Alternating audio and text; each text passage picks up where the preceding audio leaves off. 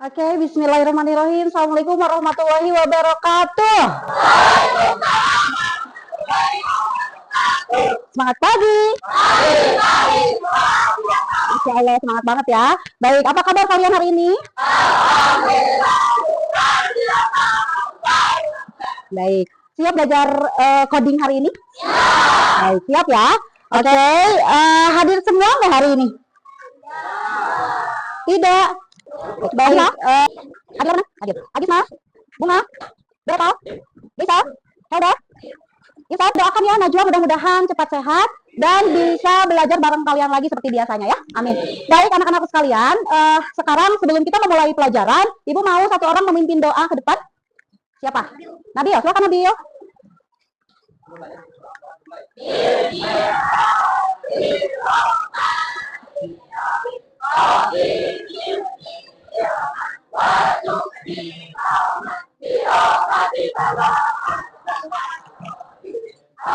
Kaliannya fokus, masih ingat tepuk 1, 2, 3? Siap ya? Konsentrasi. Satu, tepuk 2, tepuk 3, 1, 2, 3. Oke, tepuk tangan untuk kita semua. Silakan anak-anakku sekalian, sekarang kita belajar coding dan kecerdasan artifisial. Ada yang pernah dengar nggak istilah coding? Ada yang pernah dengar? Apa sih coding itu? Kode, program, game, apalagi ada? Oke, kalian sekarang perhatikan ya. Ibu mau menayangkan sebuah video. Kalian silahkan amati, lihat, saksikan dengan seksama videonya ya. Saksikan videonya dengan seksama, perhatikan.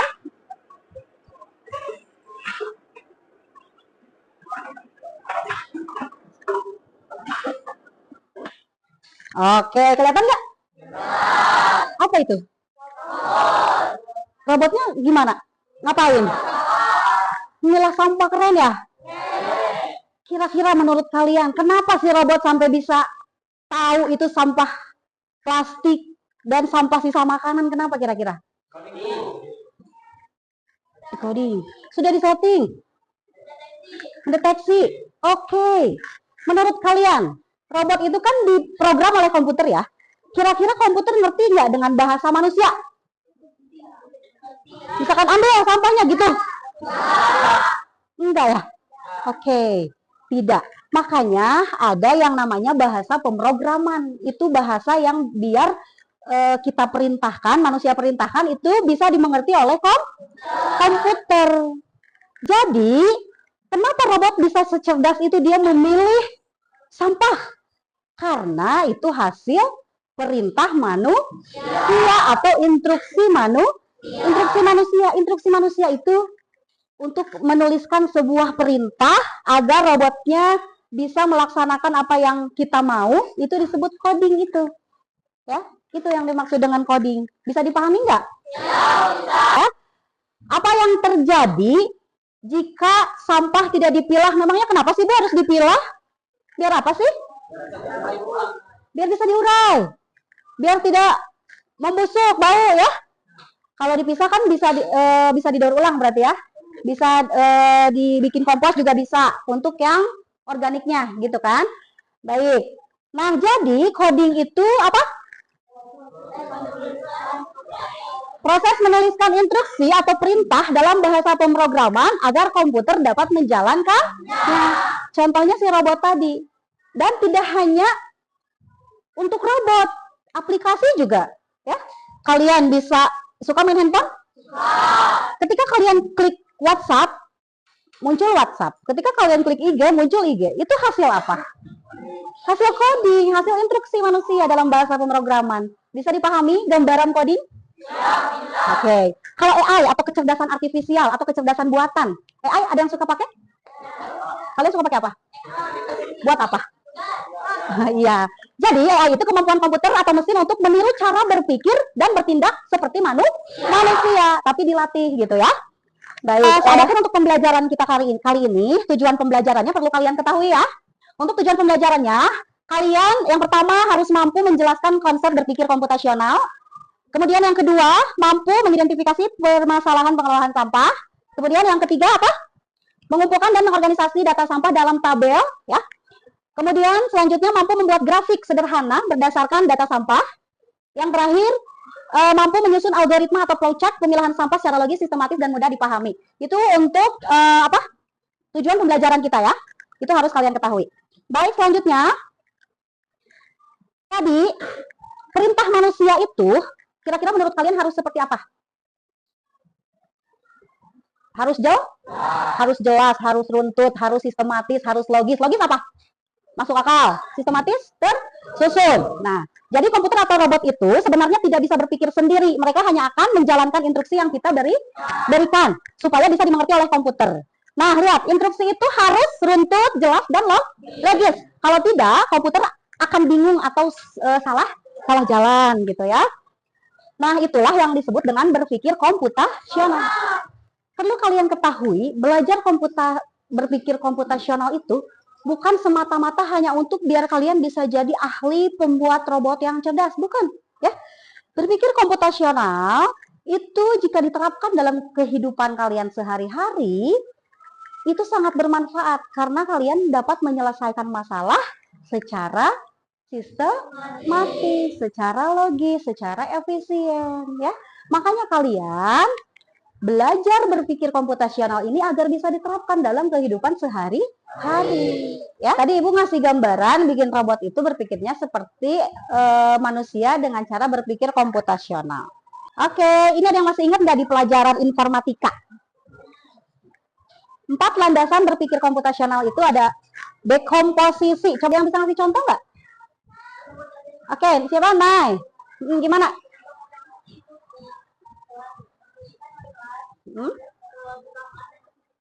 Oke, tujuannya biar apa sih? Di dekomposisi kayak gitu? Biar pekerjaannya lebih mudah dan cepat selesai. Oke, tepuk tangan untuk Nay. Selanjutnya ada abstraksi. Fokus pada informasi yang penting saja. Masih abstraksi. Oke, Nisa. Contohnya? Diceritain yang pentingnya saja. Oke, tepuk tangan. Kemudian pengenalan pola. Saya masih ingat, oke? Ya, gimana?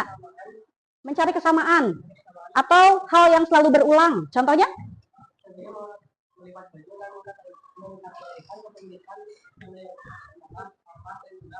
Oke, itu sudah menjadi pola kan ya? Oke, tepuk tangan.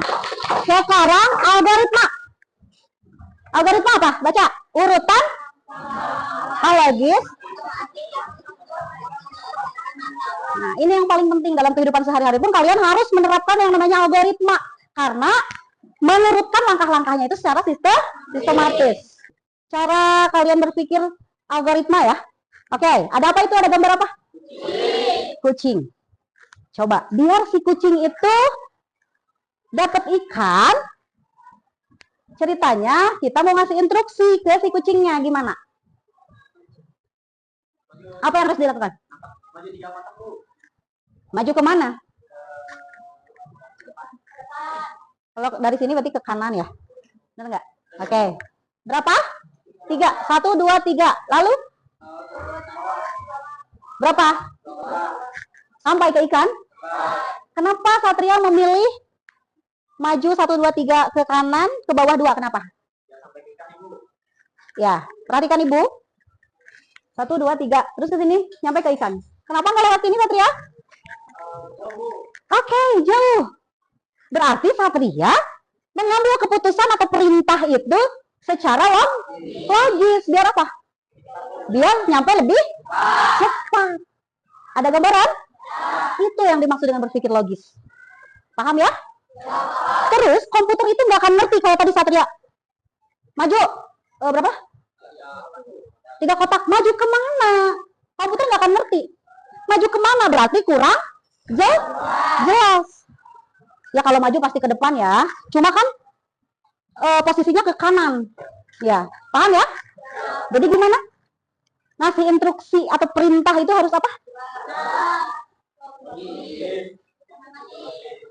Untuk mencapai tujuan dengan Itu.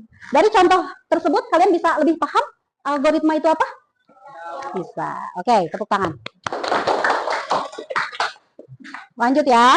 Nah, intinya dalam menyikapi sebuah masalah, kita dituntut untuk berpikir secara teratur dan runtut.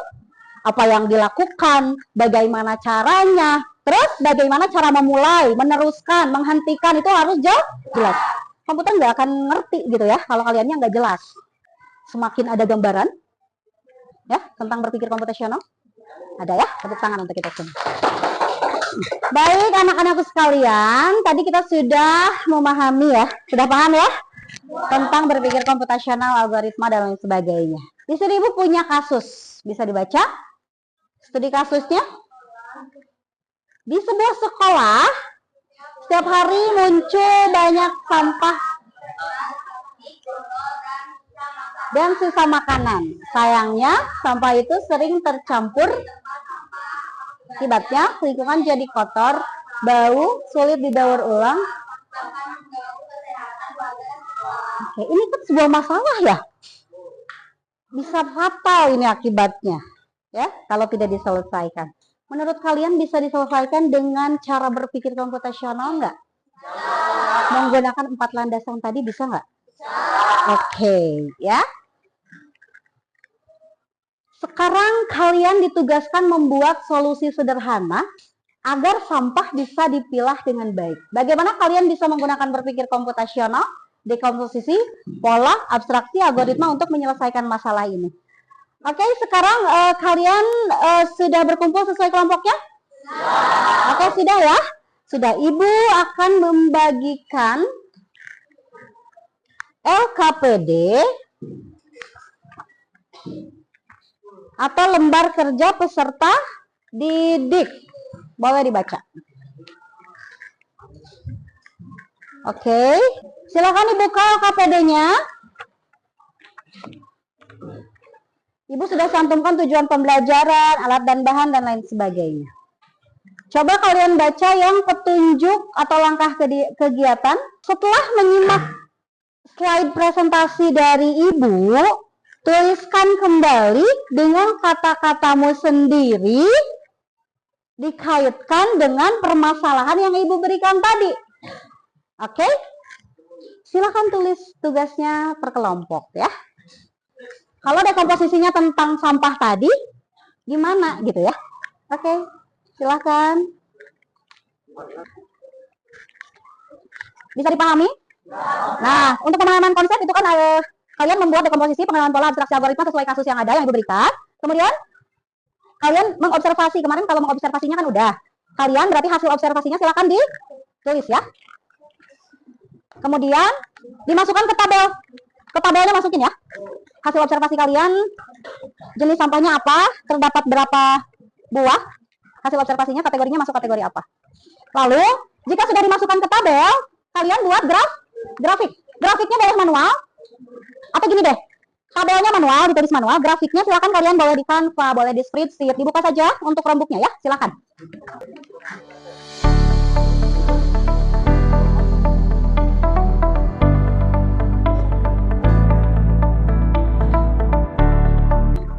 Iya, silakan. Nabil kenapa? Oh, tabel grafiknya. Baik, kalian boleh bikin dulu yang batang. Kalau mau pakai yang bulat juga boleh, itu agar bisa lebih datanya bisa terlihat ya. Ya, silakan boleh kok. Pakai tabel bulat, kalau di spreadsheet itu namanya tabel pie. Ditulisnya pie ada bulat ya.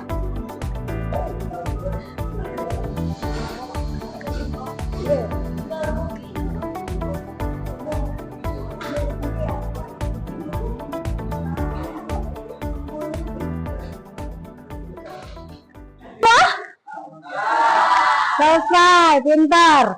Baik, sekarang kalian presentasikan hasil pengerjaan LKPD-nya ya. Mulai dari hasil observasi. Terus apa lagi? Bikin tabelnya. Setelah dibikin tabel, dibikin grafik ya. Oke, silakan kelompok 1 dulu. Dipersilakan ke depan. Oke. Baik, sebentar ya.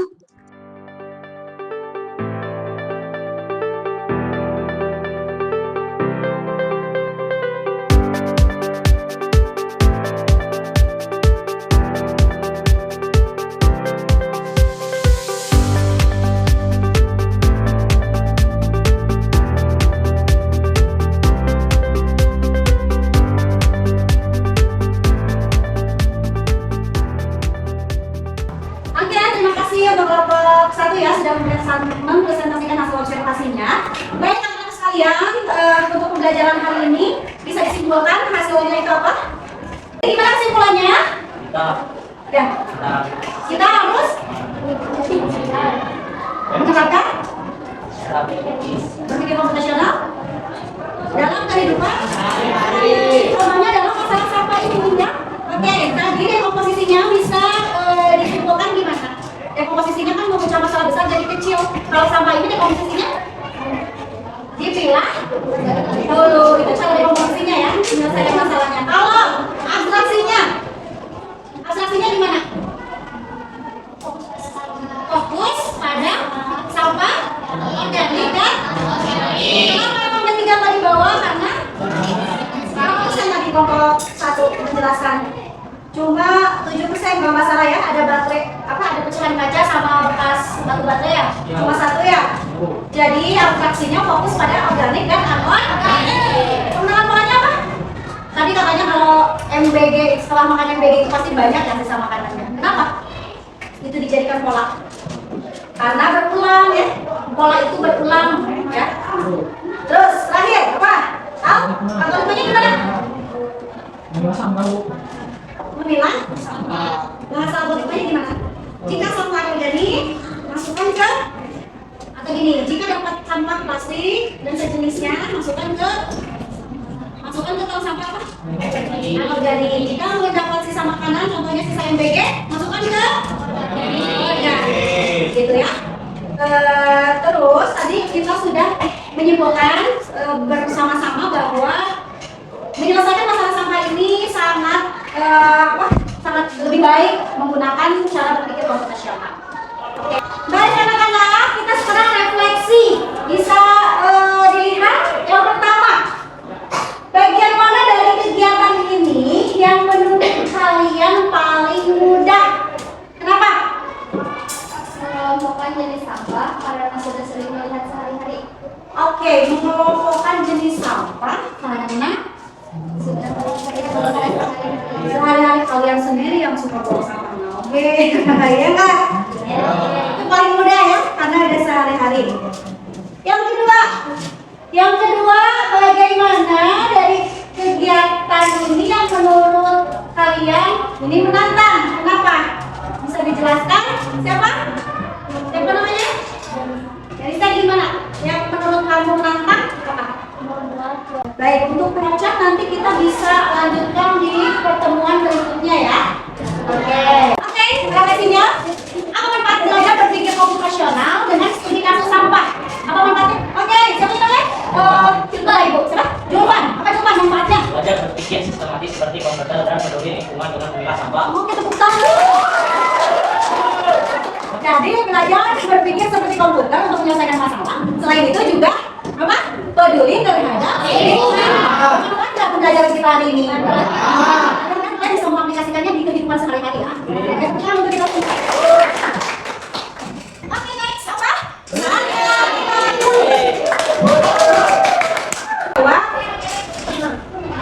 Kelompok 2, kelompok 3, kelompok 4. Kalian perhatikan QR code ini. Kalau jawaban kalian A, berarti di atas. Di atas sini. Nanti scan ya, Bu ya. Oke, siap? Ya. Oke, Ibu scan ya. Lihatin, mana kelompok 1? Oke, udah. Mana kelompok ini? Next, dan kemenangannya adalah kelompok 2. Oke, anak-anak sekalian, alhamdulillah untuk pembelajaran kita hari ini sudah selesai ya. Nanti pertemuan berikutnya kita akan belajar membuat flowchart, kemudian kalian membuat kampanye atau poster tentang sampah ya. Kalian itu belajar berliterasi digital, nanti desainnya boleh di Canva, boleh di Adobe Photoshop, terserah kalian, sesuka kalian, yang penting menghasilkan apa? Infografis atau poster. Siap ya? Siap. Oke, demikian sekian yang dapat Ibu sampaikan, mudah-mudahan ilmunya bermanfaat ya untuk kita semua. Wabillahi taufiq wal hidayah. Wassalamualaikum.